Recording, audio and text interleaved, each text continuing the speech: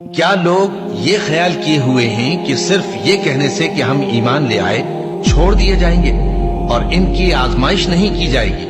اور جو لوگ ان سے پہلے ہو چکے ہیں ہم نے ان کو بھی آزمایا تھا اور ان کو بھی آزمائیں گے، سو اللہ ان کو ضرور معلوم کرے گا جو اپنے ایمان میں سچے ہیں اور ان کو بھی جو جھوٹے ہیں۔ کیا وہ لوگ جو برے کام کرتے ہیں یہ سمجھے ہوئے ہیں کہ یہ ہمارے قابو سے نکل جائیں گے؟ جو فیصلہ یہ کرتے ہیں برا ہے۔ جو شخص اللہ کی ملاقات کی امید رکھتا ہو تو اللہ کا مقرر کیا ہوا وقت ضرور آنے والا ہے، اور وہ سننے والا ہے، جاننے والا ہے۔ اور ہم کسی قدر خوف اور بھوک اور مال اور جانوں اور میووں کے نقصان سے تمہاری آزمائش کریں گے، اور صبر کرنے والوں کو بشارت سنا دو کہ ان لوگوں پر جب کوئی مصیبت واقع ہوتی ہے تو کہتے ہیں کہ ہم اللہ ہی کا مال ہیں اور اسی کی طرف لوٹ کر جانے والے ہیں۔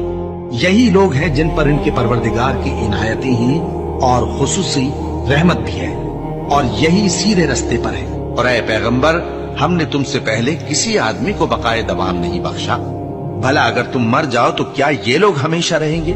ہر شخص کو موت کا مزہ چکھنا ہے، اور ہم تم لوگوں کو سختی اور آسودگی میں آزمائش کے طور پر مبتلا کرتے ہیں اور تم ہماری طرف ہی لوٹ کر آؤ گے۔ کوئی مصیبت زمین میں اور خود تم پر نہیں پڑتی مگر بیشتر اس کے کہ ہم اس کو پیدا کریں ایک کتاب میں لکھی ہوئی ہوتی ہے، اور یہ کام اللہ کو آسان